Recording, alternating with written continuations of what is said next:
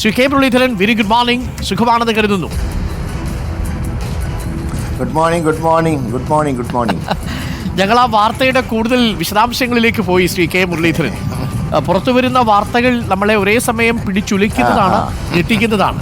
ആ തീയതി പറയാം. 2023 മെയ് മാസം 22-ാം തീയതി പാറമേക്കാവിലെ വിദ്യാമന്ദിർ എന്ന് പറയുന്ന സ്കൂളിൽ RSSന്റെ ക്യാമ്പ് നടക്കുമ്പോൾ എ ജയകുമാർ എന്ന തൻ്റെ സുഹൃത്തുമൊത്താണ് അദ്ദേഹത്തിൻ്റെ കാറിൽ, സ്വകാര്യ കാറിൽ ADGP എത്തുന്നത്.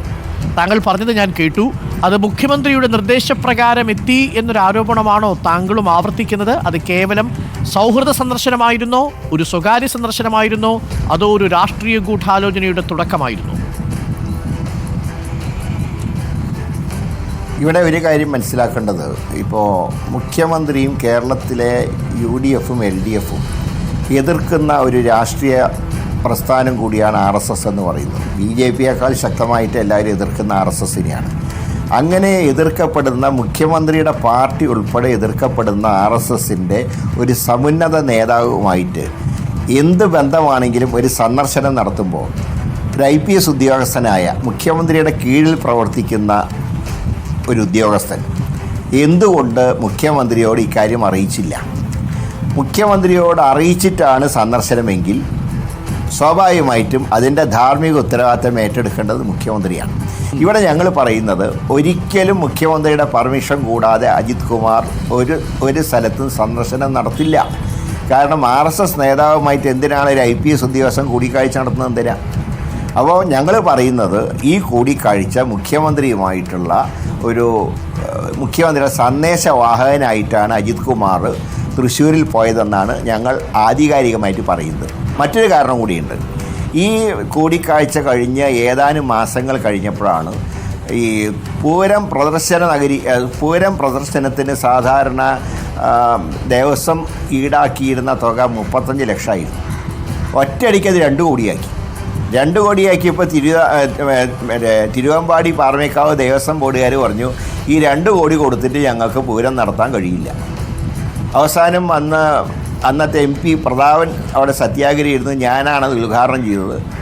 അതിനുശേഷം മുഖ്യമന്ത്രി രണ്ട് ദേവസ്വങ്ങളുടെയും കൊച്ചി ദേവസ്വം ബോർഡിൻ്റെയും യോഗം വിളിച്ചിട്ടാണ് തറവില 45 ലക്ഷമാക്കിയത്. ഏതായാലും അന്ന് കലക്കാൻ നോക്കി ആദ്യത്തെ കലക്കൽ നിന്ന് രക്ഷപ്പെട്ടു. പക്ഷേ ഒരു ദിവസം രാത്രി വെടിക്കെട്ട് കലക്കിയോടുകൂടെ പൂരം കലങ്ങി. അത് കലക്കിയത് BJPയെ വിജയിപ്പിക്കാനാണ് എന്ന് ഞാൻ അന്ന് പറഞ്ഞു. ഞാനിത് പൂരത്തിൻ്റെ പിറ്റേ ദിവസം ഞാൻ പറഞ്ഞ കാര്യങ്ങളാണ്. ഇപ്പോൾ അത് ആ സ്ഥലത്തേക്ക് എത്തിയ കാര്യങ്ങൾ. ഇപ്പോൾ ഏതായാലും ADGPയുടെ സന്ദർശനം കൂടിയായപ്പോൾ ഇത് വളരെ ക്ലിയറായി, ഇത് ഡീലാണ്. പക്ഷേ ഇതുകൊണ്ട് അവസാനിക്കില്ല. ഇനി മറ്റൊന്നും കൂടെ തമ്മിലുള്ള ഒരു എഗ്രിമെൻ്റ് ഉണ്ട്. അതായത് അടുത്ത നിയമസഭാ തെരഞ്ഞെടുപ്പിൽ BJPക്ക് 1 ഡസൻ MLAമാരെ ഉണ്ടാക്കാൻ CPM സഹായിക്കും. പകരം ഇവിടെ 3ാമതും ഭരണ തുടർച്ച ഉണ്ടാക്കാൻ തിരിച്ച് CPMനെ സഹായിക്കും. ഇതാണ് ഇവർ തമ്മിലുള്ള എഗ്രിമെന്റ്. ഏതായാലും സത്യം പുറത്തു വന്നിരിക്കുകയാണ്. ഇനിയെങ്കിലും മുഖ്യമന്ത്രി രാജിവെക്കണമെന്നാണ് ആവശ്യപ്പെട്ടിരിക്കുന്നതാണ് ഞാൻ മനസ്സിലാക്കുന്നത്. ശ്രീ കെ മുരളീധരൻ, അപ്പോഴും പൊതുസമൂഹത്തിന്റെ മുന്നിലുള്ള 2 ചോദ്യങ്ങൾ. ഈ A ജയകുമാറും അഡീഷണൽ DGP ആയ MR അജിത് കുമാറും ക്ലാസ്മേറ്റ്സ് ആയിരുന്നുവെന്നാണ് ഞാൻ മനസ്സിലാക്കുന്നത്. അപ്പോൾ തൃശ്ശൂരിൽ എത്തുന്നു ADGP, ഔദ്യോഗിക വാഹനത്തിലാണ്. പക്ഷേ ആ വാഹനം ഒഴിവാക്കി സ്വകാര്യ കാറിലാണ് യാത്ര. കാര്യം ഔദ്യോഗിക വാഹനത്തിലെത്തിയാൽ ലോഗ് ബുക്കിൽ അത് കാണും. അപ്പോൾ ലോഗ് ബുക്കിൽ നിന്ന് ഒഴിവാക്കാൻ വേണ്ടി സ്വകാര്യ കാറിൽ സന്ദർശനം നടത്തിയെന്നാണ് ഞാൻ മനസ്സിലാക്കുന്നത്. പക്ഷേ ഇത് തൊട്ടടുത്ത ദിവസം സ്പെഷ്യൽ ബ്രാഞ്ച് സർക്കാരിനെ അറിയിച്ചിരുന്നു എന്നാണ് മനസ്സിലാക്കുന്നത്. അങ്ങനെയാണെങ്കിൽ അതിലും ഗുരുതരമാണ്.